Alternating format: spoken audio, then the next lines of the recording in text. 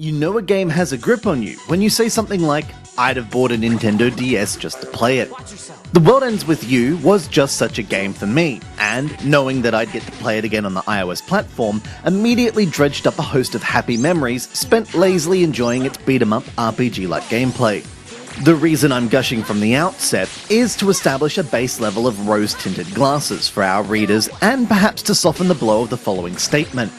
The World Ends With You for iPhone and iPad is not perfect.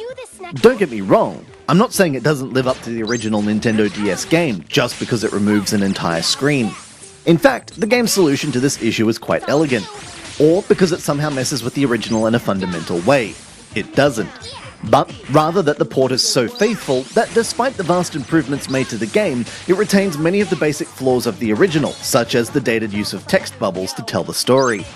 When you take this into consideration, you can focus on the game's many successes, including a revamping of the visuals to a glorious Retina quality resolution, and retooled social systems such as the Tin Pin Slammers side game, Twitter integration, and easy-to-use trading.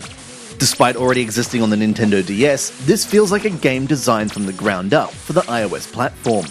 You play the game, ostensibly, as Neku, a smart aleck loner type who finds himself lost in the UG, or Underground, and forced to play a game run by the Reapers, or face being erased.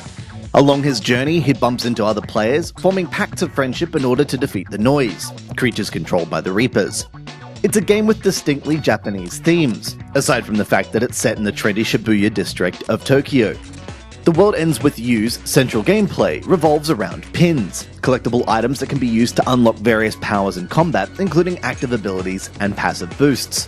They can be leveled up to increase their potency and potentially even evolve into powerful new pins if they earn enough of the right experience. And to get them all, you'll need to invest in trading with other players.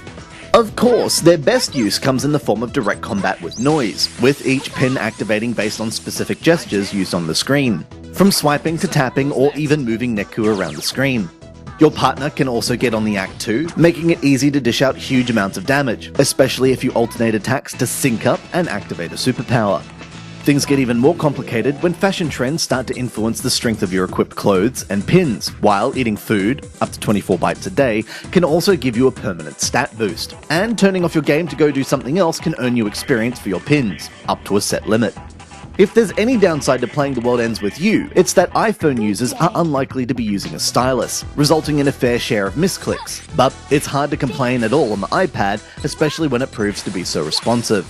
A final note of mention goes to the price of the game, something I'm sure will become a hot topic of discussion. If you own the original, then you know whether or not you want to invest in the game. If you loved it, then you're being afforded a chance to play it again in a readily accessible form. If you didn't own the original, you'd be mad not to get it, especially if it goes on sale. Even if you can get the original at the same price, this version features improved visuals and gameplay features, making it worth making your primary choice. This has been Andrew with AppSpy.com. We review, you decide.